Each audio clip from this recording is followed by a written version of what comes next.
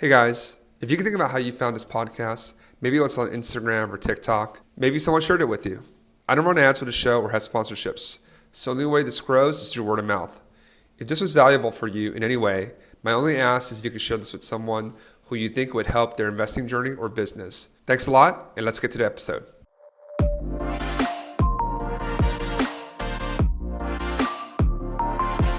So, everyone, it's my great pleasure to welcome Avery Carl to the show today. Avery, thank you for taking some time to join us. Yeah, thanks so much for having me on. Thank you. First off, I want to congratulate you. I saw an article come across your team at the Short Term Shop got the #1 team award at EXP. And as a client of the Short Term Shop and an agent of EXP, I know how hard that is. So first off, kind of kudos to you and your team for this prestigious award. Thank you. Thank you. And really, we owe it to our clients because we were able to do that because so many of you guys keep coming back to us and buying more properties with us. So we appreciate you. It really is an award more than ours. Liz and I, having known you since 2017, before Short Term Shop is what it is today, it's been great to see the growth of what you've done in the company. And that's what I want to talk about today. But first, I want to give the audience, I want to give you a chance to introduce yourself to the audience. They know who Avery Carl is. I remember very clearly talking to Liz the first time I was coming home from some showings in the Smokies. I was super pregnant and had just slammed some Taco Bell. I don't know why I very specifically remember exactly what I was doing first time I talked to Liz, but that's what it was. Yeah. So my name's Avery Carl. For those of you who don't know, I'm a real estate investor. I've got 250 doors. 8 of them are short terms. I've been investing in short terms for the better part of a decade now, which means I'm getting old. And also I wrote a book right behind me called Short Term Rental, Long Term Wealth. And I own a company called the Short Term Shop at EXP Realty. And we have 20 offices where all we do in a bunch of different states where all we do is help short-term rental investors buy and sell short-term rental real estate. You're the perfect person to talk to given the market we're in right now and as we look in 2024. So that's a topic I want to hit on. But first, we were talking off stage as both relatively new parents. Your kid is a little older. Your daughter and son are a little older than mine. We were just talking about the challenges of raising a young family with raising a young family and then trying to run your businesses. It's been crazy to this journey that Liz and I have been on with you. And I'm really excited, Avery, because you referenced you were pregnant when we first talked to you in 2017. And I wish we had bought in 2017 when who's my wife and my business partner, was doing research into Smokies, because you could have got like a 4-bedroom to Smokies in 2017 for 250, around 250. Oh, I I know, 250, and 4 bedrooms like that are trading at 900, yeah. 850, 900. So just to give folks a sense of the massive price appreciation in the Smokies from 17 to 2023, and you would have gotten the cash flow over that period as well. And I want to talk a little bit about how you think about when you first got into short-term rentals. Like, why did you pick that as like your real estate strategy to both build your personal portfolio and then build a business on top of that? Okay, so I have a tendency to over-explain, so I'm going to try to not do that. For me, it was more of a necessity and a little bit of just like going out on a limb and adventure a little bit. My husband and I, Luke, we moved from New York City, from Brooklyn to Nashville in 2013. And our realtor at the time was really trying to get us to buy in East Nashville, which is like the Williamsburg of Nashville. It was like really fast appreciating. She was telling us stories about people who were cashing $100,000 checks in a year of ownership. Little did we know 2021 was around the corner. It sounded like a lot of appreciation at the time. And we were like, no, we're moving from New York. We are done with neighbors. We had first floor Steve and second floor Steve. We were on the third floor, and we're like, no more Steves in our life. So we wanted to buy out in the country. So we did. But then we were thinking, like, we have a little bit of money left. What if we did? And we didn't know anything about real estate investing. We were Dave Ramsey all the way back then. And we said, what if we buy one of these houses? And if they're appreciating like that, we're going to have kids one day. And we buy this house and put a tenant in there, and they're paying the mortgage. then by the time our kids graduate, we're not really having to spend any of our own money doing this, paying the mortgage. That when our kids graduate high school, then maybe we can just sell this house and pay for their college out of that appreciation and we won't have to come out of pocket. And we thought we were these great geniuses. And so we did that. We bought one and we found the mortgage on that first property, which was right outside of East Nashville in an area called Madison, the mortgage was $647 a month, and we were able to rent it for $1,500. So that was just under $1,000 a month in cash flow on a single family long term. That's really good. Yeah, actually. Yeah. So we got really lucky with that. And that was 100% luck. Like we didn't even know it was called real estate investing at the time. So I cannot take any credit for that first property other than we were desperate and we happened to be in the right place at the right time to get that one. And coincidentally, with a master's degree, you can expect to make about that much in an entry-level music business job or mid-level music business job. And we found, okay, after all of my deductions on my paycheck, that I'm making about $1,000 a month because there's always an intern in the music business. It's so sexy. Everybody wants to do it. There's always an intern who will do your job for free. So they can get away with paying everybody nothing. And everybody will do it because they're like, oh, I got to be in a room with Keith Urban last night or Taylor Swift or whoever. And who cares? I would like to be able to afford to live personally. We found, okay, we've just doubled my salary with one down payment that now we don't really have to do anything. Like I'm not having to go to work another 8 hours a day to double this. So then we said, okay, we want to do more of this. We want to build a business out of this. So how do we do that? And then we actually started educating ourselves and reading books and listening to podcasts and learning how to build a real estate business. And again, we had just enough of a down payment for one single family property. And we said, what can we buy that's going to make us the most amount of money the fastest? Because this is the last little bit of money that we have. We'd gone to like an Edward Jones financial advisor. She told us we didn't have enough money for her to do anything with us. And we were like, oh, cool. We're losers. When was this? So let's date this actually. 2014. 2014. So we said, what can we do with this? Because we've got enough to do something.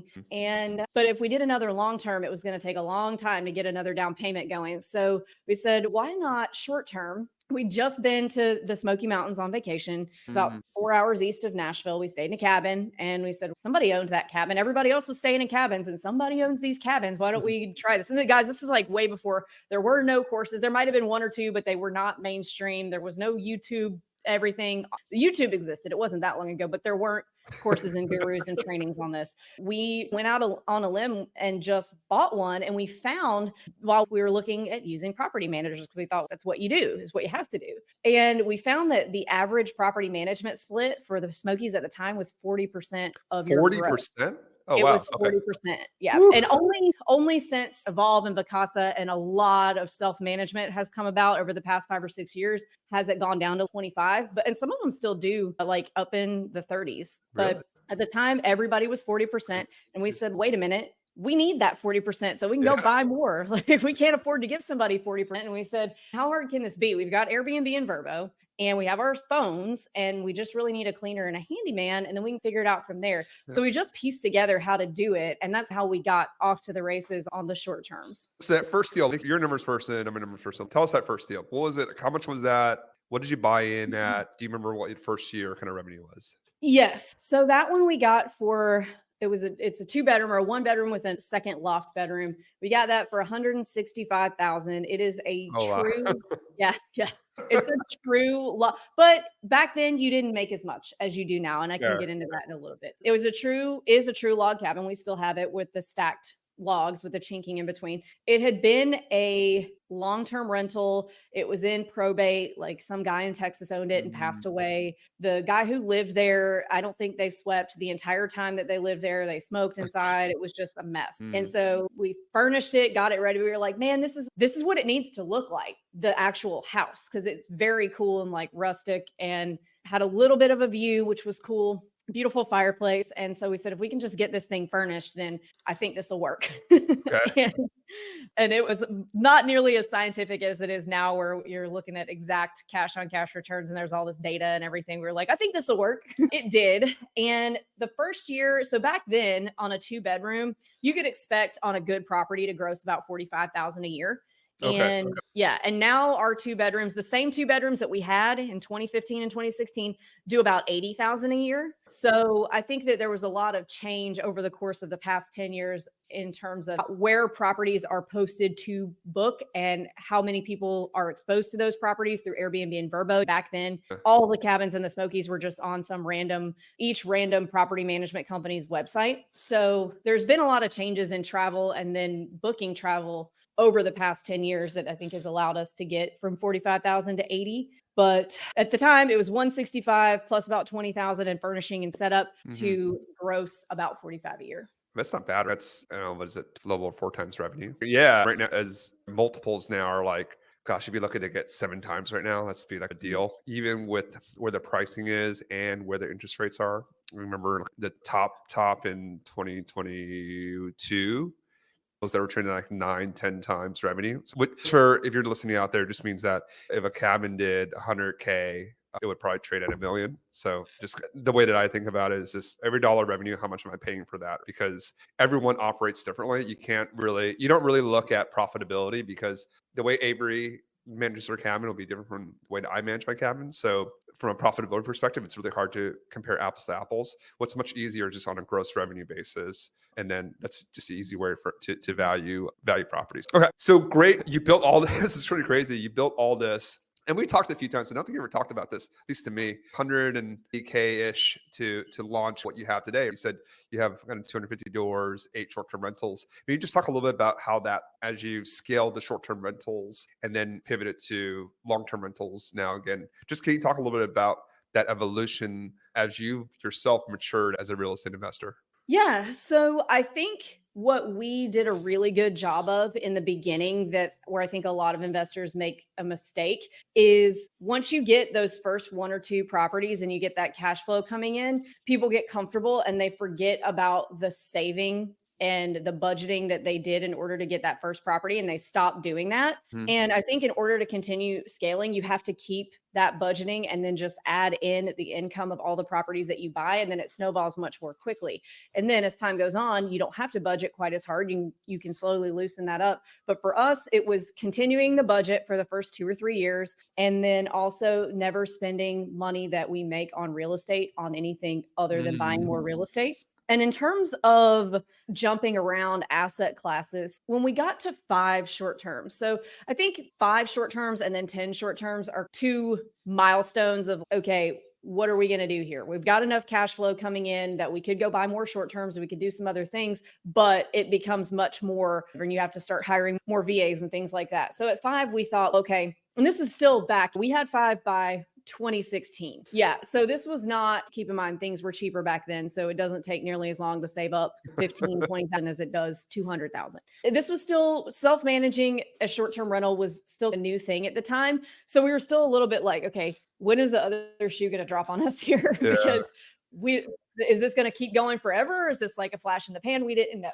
So we said, maybe let's start throwing in some more long terms. We already have one of those, and that's really easy. And they're relatively cheap comparatively. We were getting duplexes at the time in Chattanooga for about 100,000, which you can't do that anymore. And so we just started, every time we had 25,000 saved up, we'd go buy a duplex in Chattanooga and then go buy another one. And over time, that has snowballed into more deals at a time. And then one day we had 9 closings in a day. It was probably 2020 maybe. We said, okay, if we're going to close on this many and we've got this many and we're financing all of them, so we've got this many sets of closing costs and stuff, why don't we just buy an apartment building instead of having 9 closings in a day and having to sign 1,000 sheets of paper by one apartment building? So then it morphed into that too.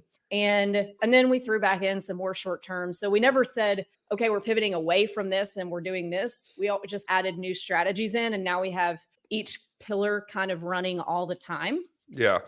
So personally for us, we have 1 long-term rental. We have 6 that we own, short-term rentals. And then we have a portfolio of 25 apartments that we rental arbitrage for short-term rentals. And what rental arbitrage just means is we lease the apartments over a longer period of time, and then with the express permission from the landlord to put it back on Airbnb. So that is for us, our real estate portfolio. And the reason I talk about that is your point about different pillars of real estate. And actually, I very much believe that you don't want to, at least for us, we don't want to over index on one strategy or one type of property that makes sense. Like we have our rental arbitrage portfolio in urban areas, we buy in in more vacation rental areas. Our long-term rentals are in different parts of the country. So if one thing doesn't work, something else will work, right? And they're different seasons. So do you think about that a little bit? And as you look at your portfolio and just real estate investing broadly, just kind of like uncorrelated the different parts of your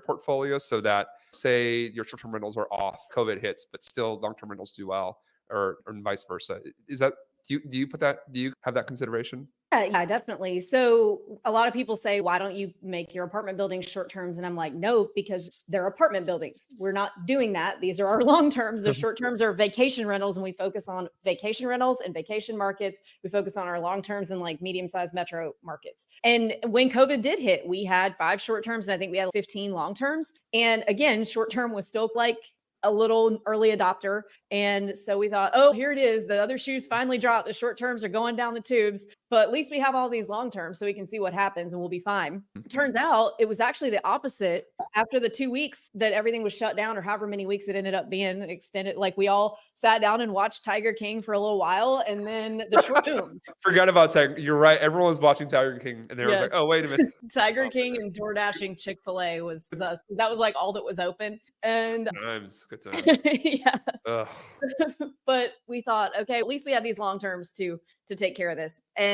But what happened was the short terms went nuts. We were getting higher prices per night than we'd ever seen, because people were dying to get out of their houses, but they didn't want to go to hotels or get on planes. So they were driving to places like the Smokies. But what we actually had to worry about at that point was eviction moratoriums. And whoever heard of that? Like, that is not something that anybody ever expected to hear those words. We didn't end up having to deal with that, but it was nice to know that like the pendulum could have swung either way. The short terms could have gone down the tubes, then the long terms could have, but we had the other strategy going, completely separated from it. So either way it swung, we were covered. Yeah.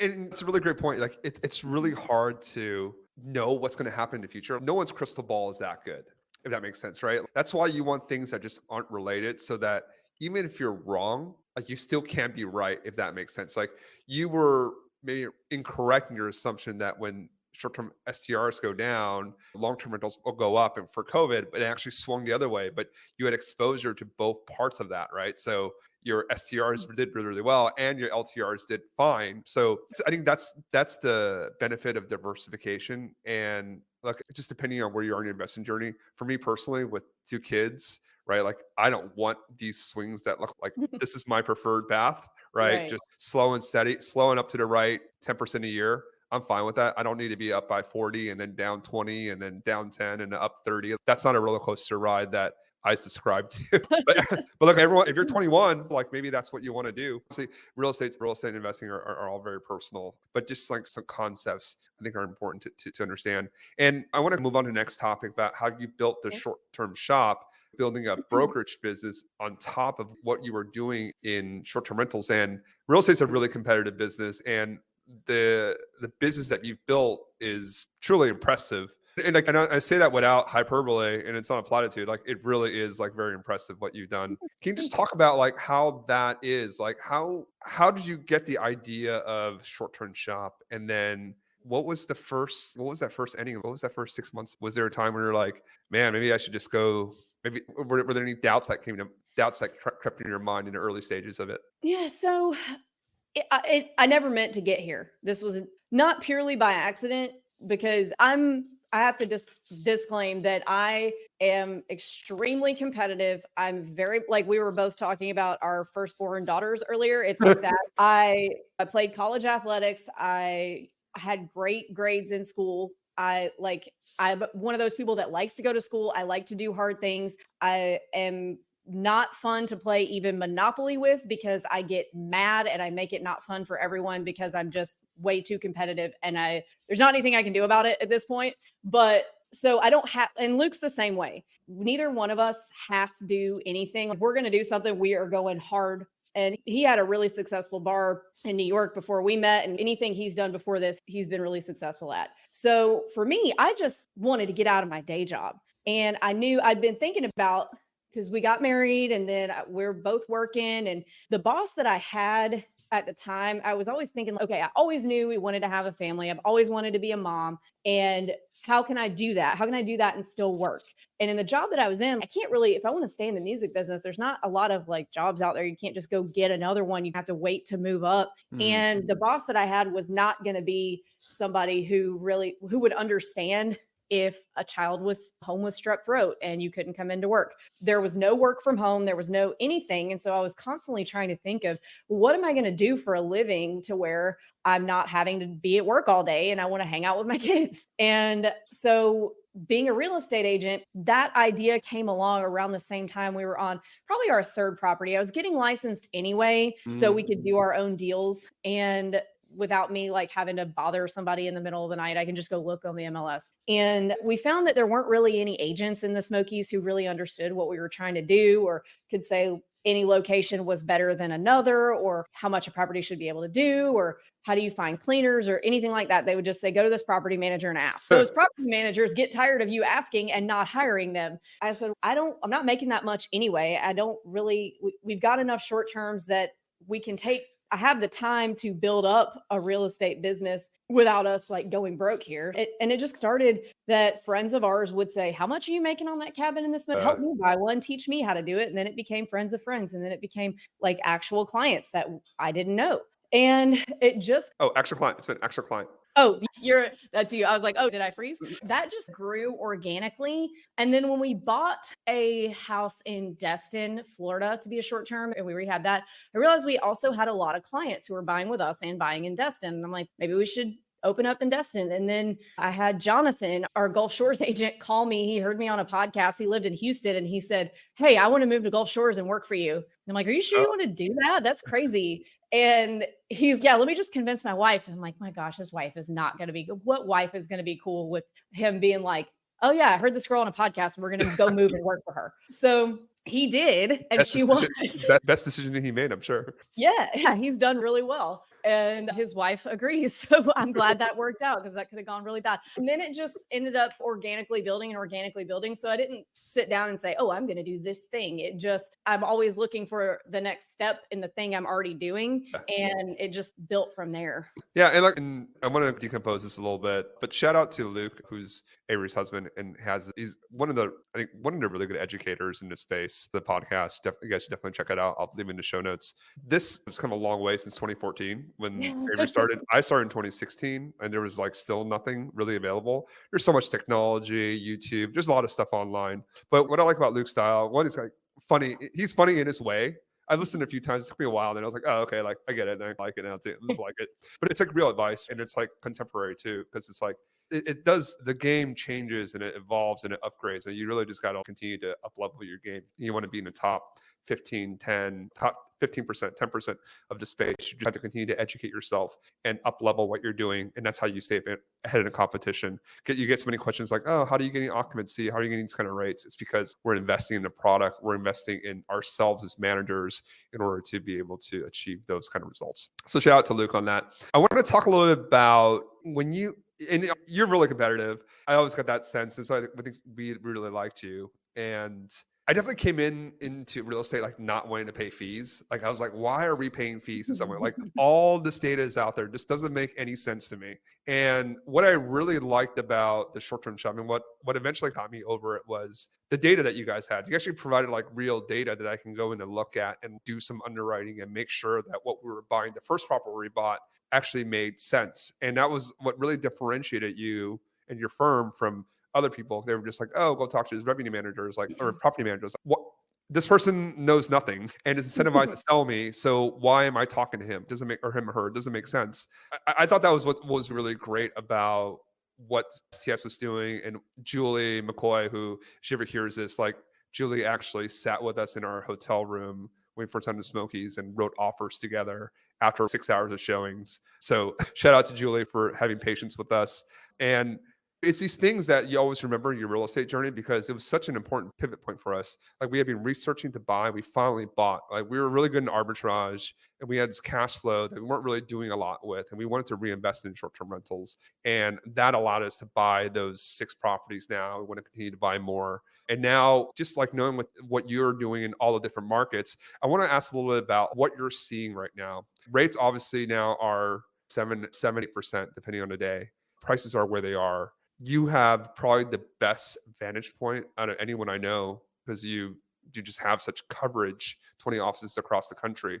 I think first I'm going to break this up into two parts. How has rates and the economy impacted short-term rentals, at least in your view, over the last 12 months? So let's go to 2023 first, and and then we'll get your predictions for 24 and beyond. But what's the state of the market over the last 12 months? So do you mean in terms of being an owner and rentals, or in terms of the sales side of things? As an owner, as an investor, Okay, gotcha.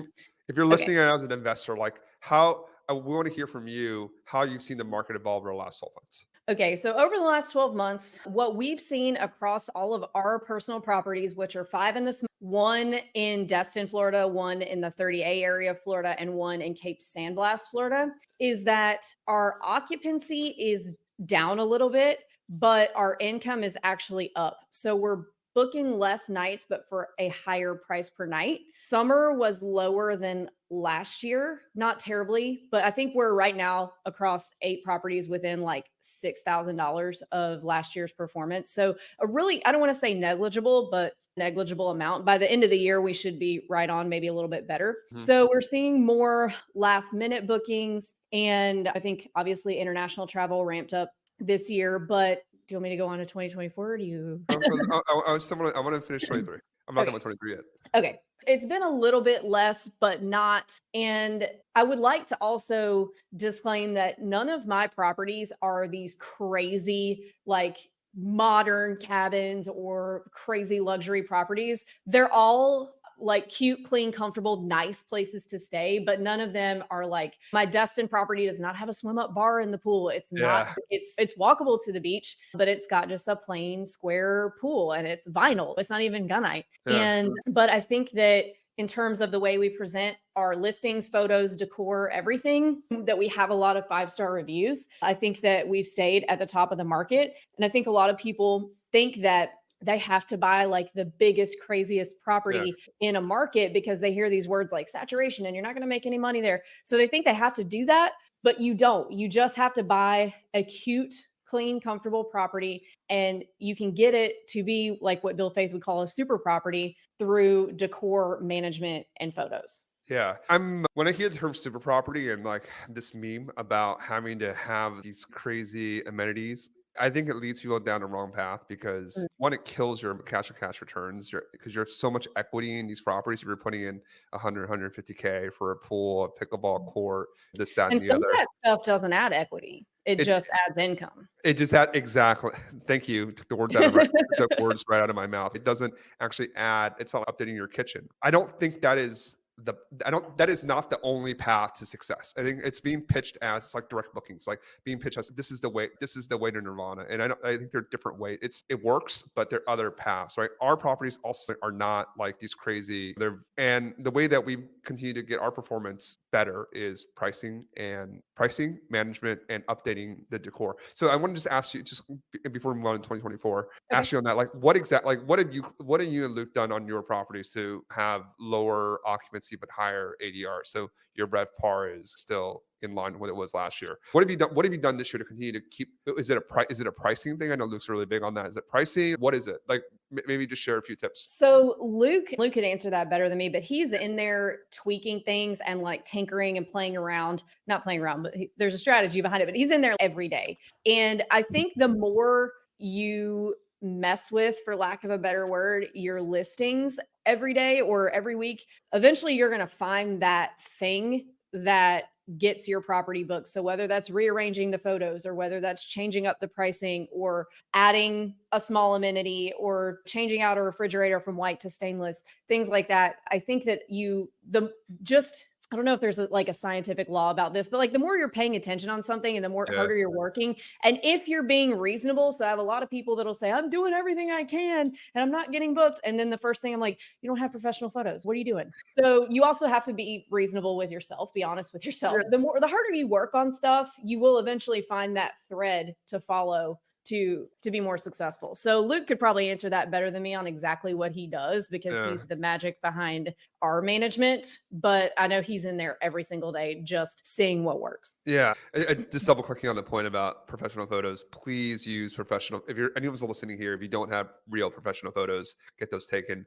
$500-$600, depending on what market you're in. Get those done. It will help your listing immensely. One more question before we move into 2024. As not as a manager, but as a real estate investor, as you've seen, maybe can you just talk about generally the actionability of buying short-term rentals over the last 12 months is, but maybe I can frame it that way, as rates have continued to creep up over probably from the high Mhm. fives, low sixes to mid eights over this last 12 months. And then as prices have, I think you're the right person to answer that, not or to talk about it, not me, but it just seemed like there was a little dip and there's really not a dip anymore. Like there's no real price drops anymore. I don't see, at least for anything decent. So just talk about that. Or what's been the state of play of the market as a buyer? So I am referring to this as the great stalemate because interest rates, just like they make buyers not really want to buy something right now, it makes sellers not really want to sell something right now. Because if a seller sells, they're probably about to become a buyer. So they don't want to sell at their 5% interest rate only to become a buyer at an 8% interest rate. So what that's done, everybody was like, oh, cool, rates are going up, prices are going down, sweet. But that hasn't happened because in order for the prices to go down, we would need an oversupply. But because all those sellers don't want to give up their 5% loans for 8% loans, because really not as many people as you would expect have those 3%, those super low ones, something like 75% or 85%, sorry, of all active loans out there, of all open loans are at 6 and lower. So that's Mhm. still quite a bit of meat on the bone between 3 and 6. So what's happened is there's no supply, which has kept the prices really high because there's like nothing on the market. We There's have nothing in the market. yeah, we have like less supply than in something in the last 25 years. So because of that, prices have stayed high. And here's what I think is going to happen. And I'm by no means an economist, but what we've seen, there's a lot of buyers waiting on the sidelines with a lot of money. So this isn't a situation. I think everybody's, oh, the prices are about to go down. The prices are about to go down. They're not there would have to be no money waiting on the sidelines for us to get an oversupply. And there's so many people waiting that are either waiting for one of two things: rates to go down or prices to go down. And it's not going to be prices because nobody is listing because they don't want to, again, become a 7-8% buyer. So what we've seen, like Julie, actually, we did a little experiment on this. We had a seller recently who had a really nice modern property. And I really only need to get like 800 for it. And we're like, you can get 1.2. And he said, I just want it to sell fast. So just underprice it a little bit. So we just underpriced it slightly at 1.1. And properties had been selling, taken 3 to 6 months to sell. This property had 15 offers on it the first day, 4 of which were cash at 1.1 million. So that's, Wait, oh god, damn it! All right, well, I guess we'll mark it off a list then instead of a yeah. So we just had, 15 offer. yeah, 15 offers. 15, So 1-1. that kind of Oh, shows you that's a nice little like anecdote to wow. show you one small shift and everybody is back in. So Yeah. what I foresee happening is at least for a while as rates tick down, I think we're going to start to see more go back to more multiple offer situations, which will drive prices back up. For how Wow. long, I don't know. Who knows? But I think when rates come down, if they come down, which I'm starting to be a little more optimistic about when they will and how far, they're never going to go back to 3 again, probably, but 5, 6 is, it really only has to get to 5.5, I think, for Yeah. everybody to jump back in and start buying. And then prices are going to shoot up again, not as far as they did the past few years, but we're at least going to see that for a while because there's so many people waiting to buy who haven't been able to.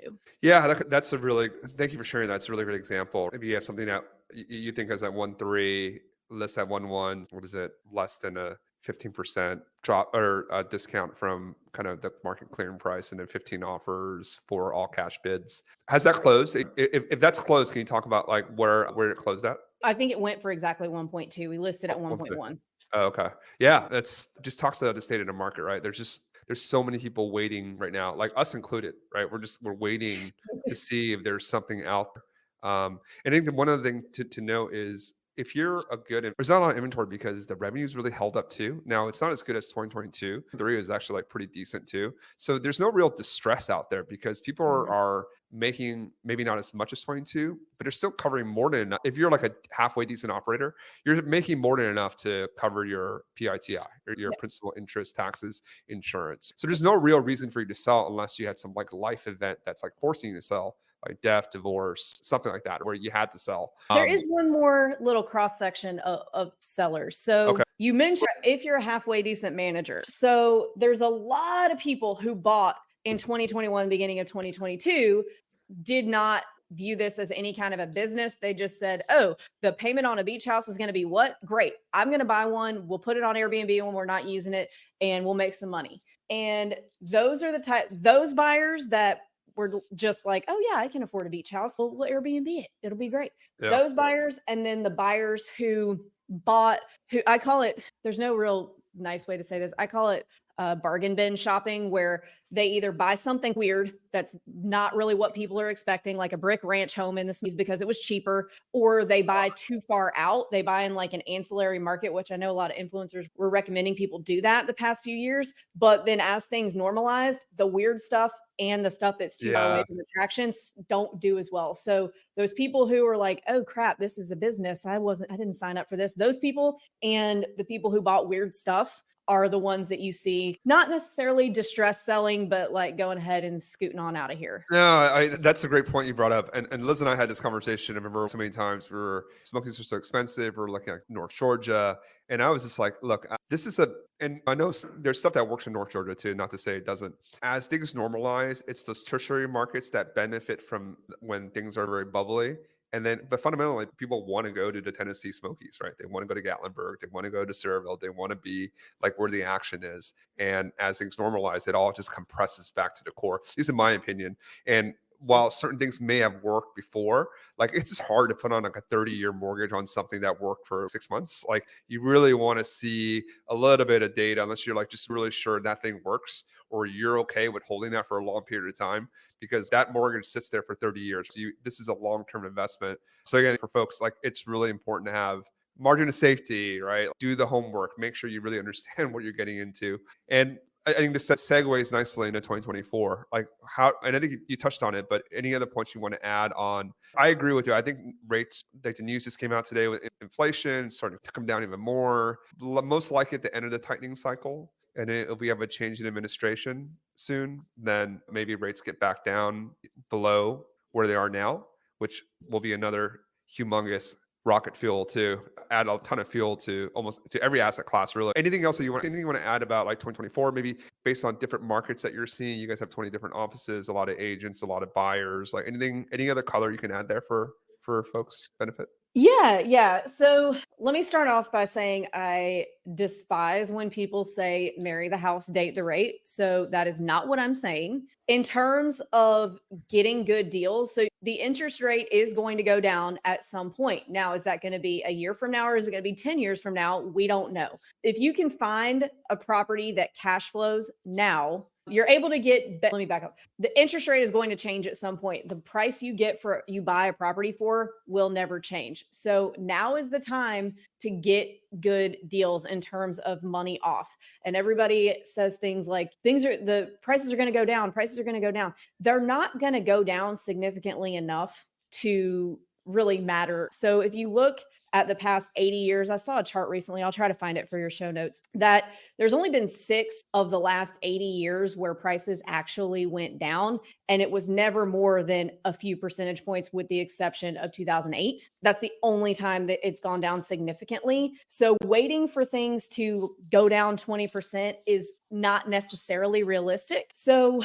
right now is a really good time to be a buyer because you don't have much competition. Now you have to deal with there not being much inventory thing, but if you go make some low offers, you will eventually get a deal that you can hopefully, maybe next year, maybe 10 years from now, refinance to increase that cash flow. So if you can find a deal that makes sense now, that can potentially be a better deal later, I think that's a really good place to be. So again, I'm not saying date the rate, marry the house, or whatever, because I think that's stupid. And it's encouraging people to buy things that don't work and hope later. It's something that works now and increase it later. You're able to get better discounts now than I think you're going to be able to get when the rates go back down.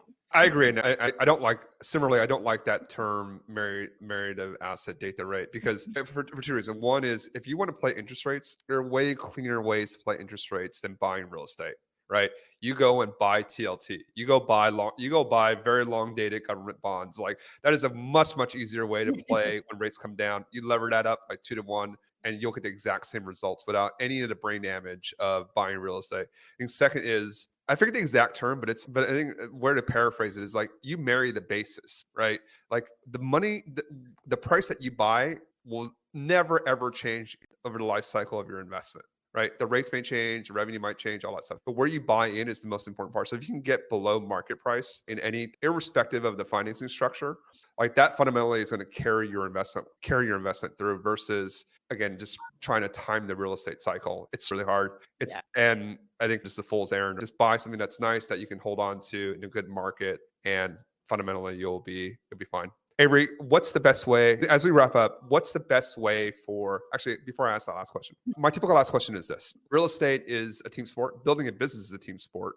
What is one of the kindest things that someone's done for you along your journey that you remember and that's really helped you along in your journey? So back in the day when there were no courses and there were no anything, we found just by messaging other hosts on Verbo for our first property, we found a lady in Memphis named June who was self-managing her cabins from Memphis. And we annoyed her to death. I would have told us to get out of here like after the second phone call. She sat on the phone with Luke and with me several times, like for an hour, probably 2 or 3 times. It's something that a total stranger does not have to do. And frankly, it's weird that she did, but because she worked a full-time job. I think she was a physician's assistant or maybe a nurse practitioner, but she worked a full-time job, managed 2 cabins from Memphis, which is about 8 hours from the. And so she really gave us not only the knowledge, but the example of, okay, she did it. We can do this. And